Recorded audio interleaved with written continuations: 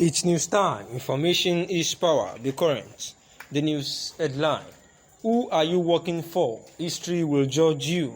Family of Nnamdi Kanu slams Senator Orji Kalu over visits to DSS. Kanu's younger brother, Prince Emmanuel Kanu, who spoke for the family, demanded explanations behind the senator's visit to his elder brother in the custody of the secret police. He warned Kalu against unnecessary advertising his visits to their brother, Kanu, probably for political gains. The family of the leader of the indigenous people of Biafra, Attåçkêd, Nnamdi Kanu, has berated the recent visit of the Senate Chief Whip and former governor of Abia State, Orji Kalu, to the pro-Biafra separatist agitator in the detention of the Department of State Services, Security Services, DSS. He warned Kalu against unnecessary advertising his brother to probably get political gains. According to PM News, Emmanuel also expressed the family's rage and disappointment over what they called confusing, incoherent, and disparaging the uncomplimentary remarks. He questioned what the senator meant by Kanu's insane amount of people and what does Kalu want to achieve by those confusing and disparaging remarks. Is he saying that millions of followers of Nnamdi Kanu who feel disenchanted by the protracted and provocative marginalization and injustice perpetrated against Biafrans by the Nigerian authorities are insane? This is for the sake of the same people. Even though my ideology and his ideology are totally different, God has made us brothers and we can't run away from each other. I owe him and Nigerians good counseling. Whether he and his family listens to me or not, I will continue counseling him as I have always done in the past. What we need most is a peaceful and secured society, he writes. There has been a steady rise in the prices of foodstuff in Nigeria in the past month, and the minister stated this Monday during the familiarization tour of the Agricultural Research Council of Nigeria, ARCN, in Abuja. We are doing everything possible to bring up some kind of stimulus that will cause a reduction in food prices. Naturally, nobody will just sit and watch. We are doing what we can to see that the agricultural sector is improved and the food that we expect from the teeming population of Nigeria is being produced. The same thing with the livestock. The government is doing everything possible.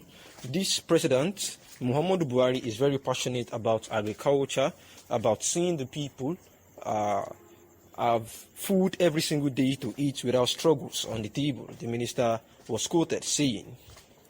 The minister also said that the president specifically directed him to make sure that the research institutes in the country were being taken care of, adding that it is his priority to see improved capacity to conduct research so that crops can be improved upon. The minister reiterated that the government was set to introduce Growth Enhancement Scheme, GES, after the scheme was scrapped a few years ago, adding that it has found a way that would make it work better. My own concern is to make sure that the input gets directly to the farmers, not being withheld by middlemen.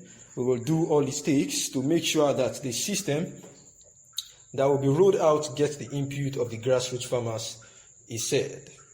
This is the Minister of Agriculture reiterating that the federal government of Nigeria is doing our best to ensure that the agriculture sector of Nigeria is actually advancing such that every every citizen of Nigeria would be glad because there is food every now and then, seeing that President Muhammadu Buhari is actually passionate every single day about how Nigerians can eat without struggling for food on their tables, where the minister said that he would support the Agricultural Research Council and the research institutes in the country to ensure that they develop better crops that can yield more and resist disease and drought. Says that the president had even specifically directed him to make sure that the research institutes in the country were being well taken care of, adding that it was his priority to see improved capacity to conduct research so that crops can actually be improved upon.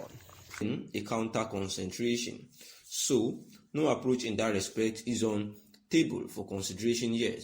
So, we will cross the bridge when eventually we get to that, when if perhaps a type of request is made, we will then consider it on why the Mambila power project was still being held down. Malami said the remaining obstacle to the project has been removed.